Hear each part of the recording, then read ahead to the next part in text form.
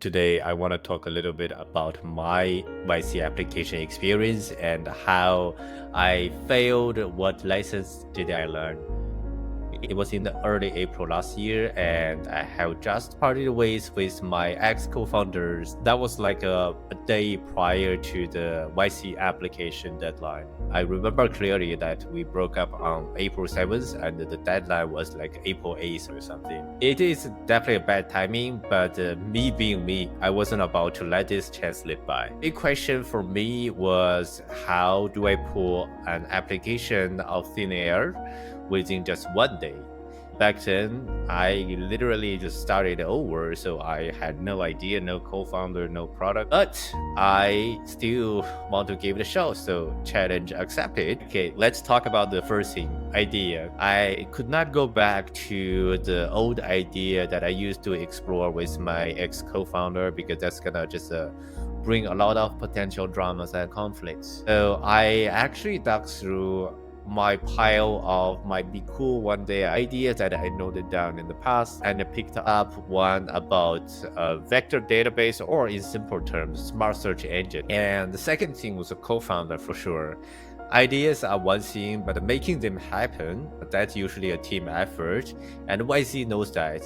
That's why historically a solo founder success rate is much lower than a 2-person or a 3-person team. With the time running out, I basically shot a message to one of my best friends, someone I have been working with in the past and someone I truly trust. After some convincing, or maybe a little begging, he is indeed onboarded. We spent basically an afternoon filming our YC video, laughing and sharing our visions, and then hustled through the application with a little bit help of ChatGPT. The third one is customers.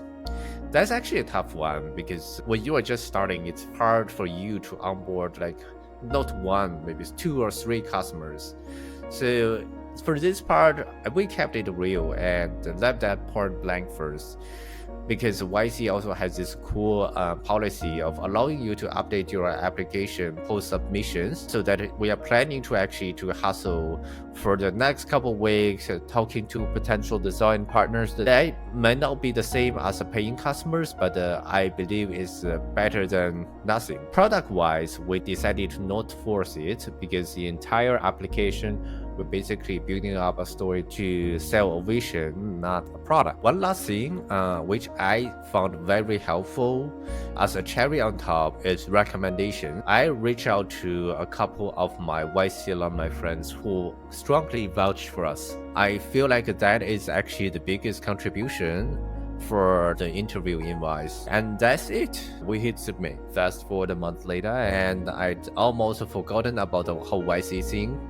Then, out of nowhere, emails pop up telling us that we have been picked for an interview. I was so pumped. I immediately called my co-founder buddy, and we jumped into planning mode. Now, if you know YC, they have this ninja move where they surprise you with an interview out of blue and giving you barely any time to prep. I think that's very intentional. They are all about catching you off guard, expecting you to show up the next day.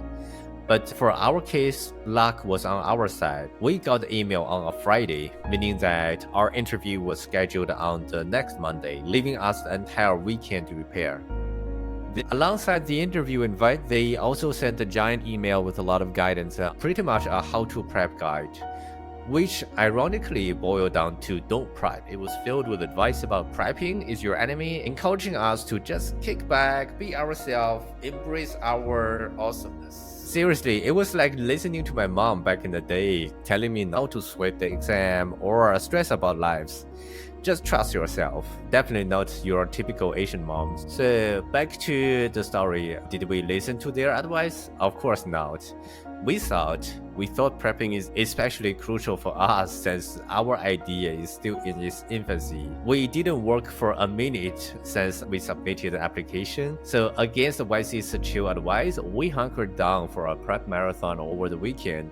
We basically brainstormed every question they might throw at us, plotted out answers. We did some run-throughs until we could almost recite our lines in sleep. Fast forward to Monday, it was showtime. The interview setup was pretty interesting. It was a one group partner leading the charge, accompanied by three assistants. Our partner was this super cool French guy. He's a veteran in the enterprise search space. He used to be the founder of Algolia, which is also a YC portfolio company that is doing enterprise search.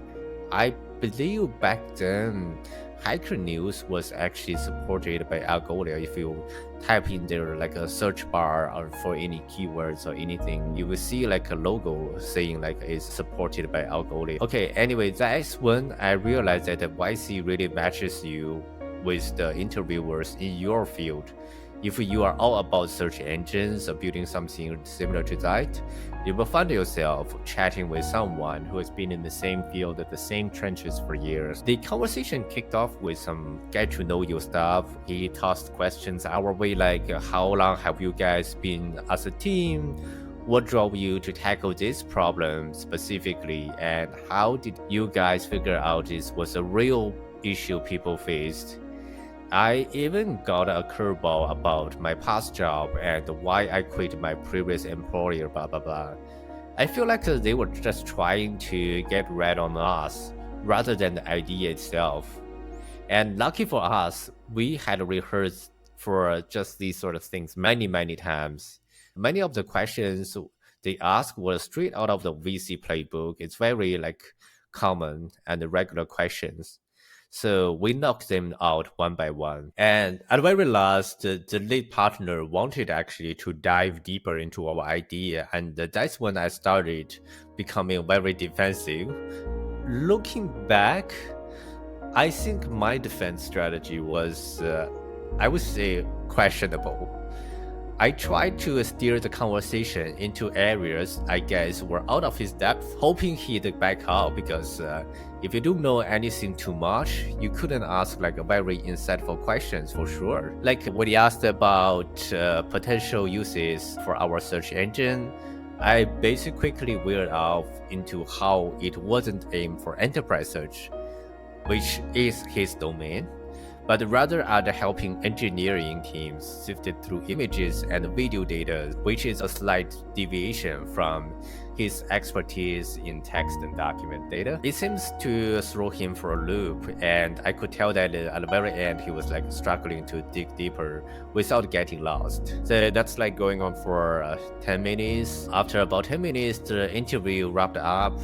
We walked out feeling pretty satisfied, I would say, because we felt like we nailed it by keeping all the tough questions out of the way, and we also answered all the simple questions perfectly. But little did I know that might not have been the victory I thought it was. So there we were stuck in the waiting game. YC is known for their lightning fast turnaround.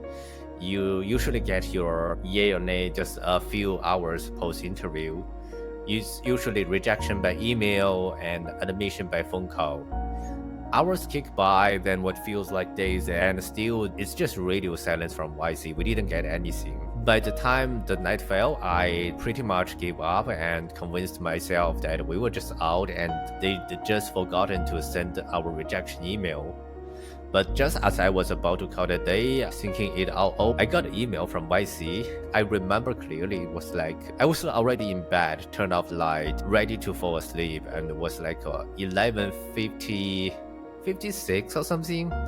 And then I got this email. I just instantly knew that I couldn't fall asleep any longer. Reading through the email, it wasn't the rejection I thought it was. It was actually something that I felt even more nerve-wracking and invite for a second interview. So a second round isn't that rare for YC, especially when they first talk doesn't give them everything they need to make a call, which is actually exactly my case. That moment was a real eye-opener for me because I just realized how stupid I was. Dodging questions and leading interviewers away from what they're looking for. Yeah, that's not a genius move I thought it was, because one way or the other, they are going to dig up the information they need. For the second interview, YC wasn't playing game. They set it for the next morning.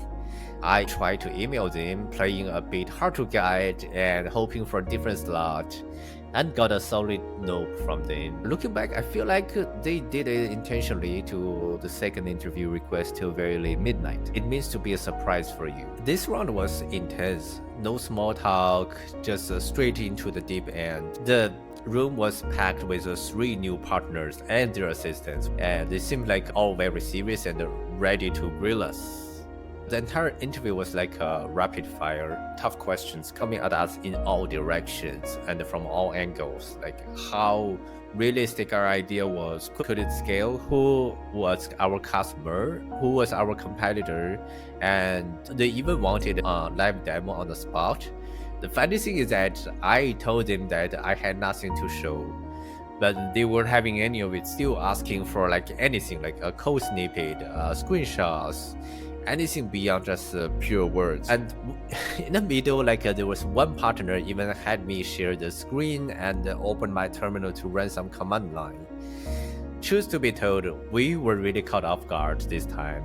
Unlike the first interview, our answers started to inflate with some random details and fluffy words. So we started rambling and started deflecting their questions more and more. Like, well, not sure about what you are asking for, but hey, let me tell you about this XYZ cool features we had in our product or potential product. And as we spiraled, our responses got muddled and worse. My co-founder and I began contradicting each other. So without a game plan we had in the first round, we stumbled over who should tackle which question. And the chaos was evidenced. It's a massive red flag actually in any interview, especially YC, to have your team story not aligned. It wasn't that we intended to lie or exaggerate, it's just that in the heat of the moment, you scramble to fill the silence with anything that sounds right. That has to be the longest 10 minutes in my life. By the end, I was literally so mortified that I started pointing out that hey, we were overtime and we have other priority or commitment after that, hinting that we should wrap up soon. This time the rejection email didn't take long. It came from the first partners we spoke with, cushioned with some kindness of course. Like, hey, we really like you, but you are too early for us. Mentioning our lack of competitive edge and market research, I think I did learn a lot from the experience and some of my key takeaways that I think could potentially be helpful for the future applicants of YC or even any other accelerators. First thing first, I would say chase the dream, not the name. Jumping into an accelerator like YC is kind of a big deal for a lot of people, especially if you're outside of US or even just outside of the Bay Area. Many of them take YC as like a life-changing event, which is true. But the kicker is it's also easy to lose yourself or lose your way or feel stuck if your heart is not really in it. We realized that had we made it, my buddy and I might have split sooner rather than later due to different paths and the trajectories we wanted to take. If you are not really clear on what you want out of an accelerator, getting into it and staying inside might just end up being a detour you didn't need. The second point is keep it real. I have got handed YC on this. Over prepping can box you in. Interviews are not like exams, they can throw anything at you. Stick to being genuine and go with the flow. Otherwise, you will trip up the moment they throw a curveball question that's slightly even off your script. The third one, I would say, I learned this from the founders of another accelerator, but I really like this model, which is always assume the people on the other side of the table are smarter than you. So if you think about the folks interviewing you, the partners from accelerators or institutional VCs, many of them, they have been in your place 10 or 20 years ago and seen it all. Don't try to outplay them. Just focus on standing out from your peers instead.